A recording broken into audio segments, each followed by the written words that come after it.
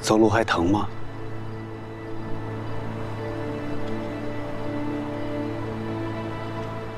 已经开始做康复训练了吧？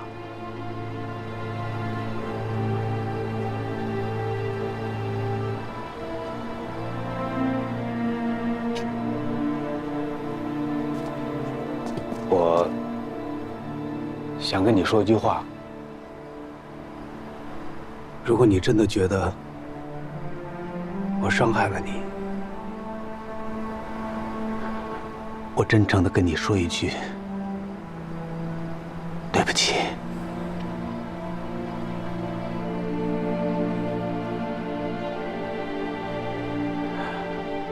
如果你同意的话，我愿意赔的更多。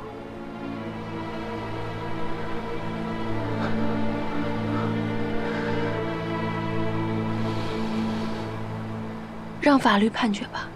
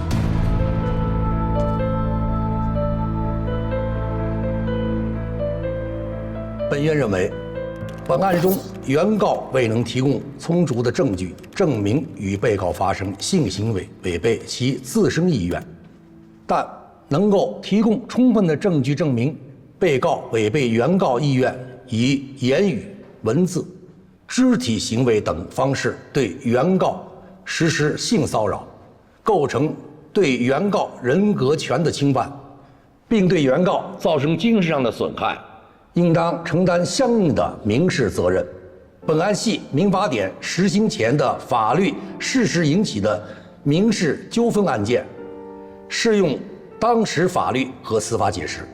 依照《中华人民共和国民法总则》第109条和第110条，《中华人民共和国侵权责任法》第2条、第3条、第15条和第22条，最高人民法院关于确定民事侵权精神损害赔偿责任若干问题的解释第1条和第5条，《中华人民共和国民事诉讼法》第149条，判决如下：全体起立。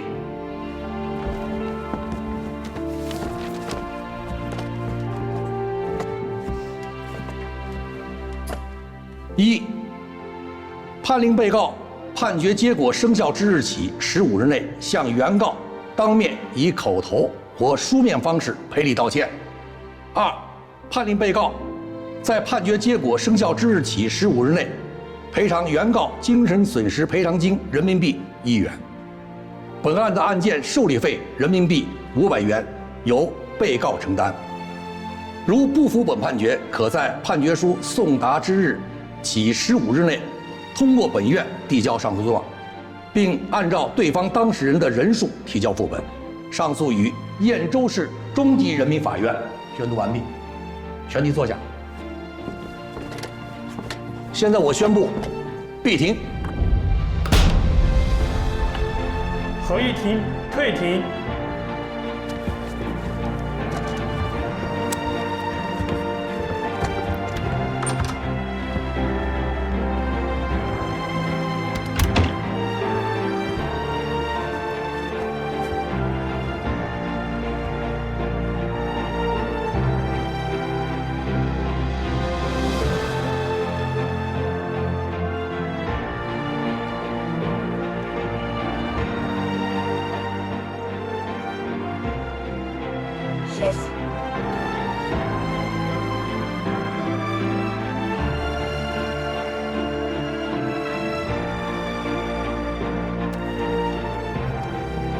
好了，没事没事。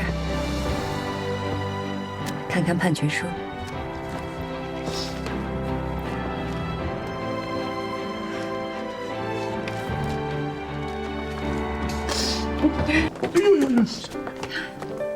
妈，我们赢了。谢谢您，都过去了。啊，谢谢你，我们赢了。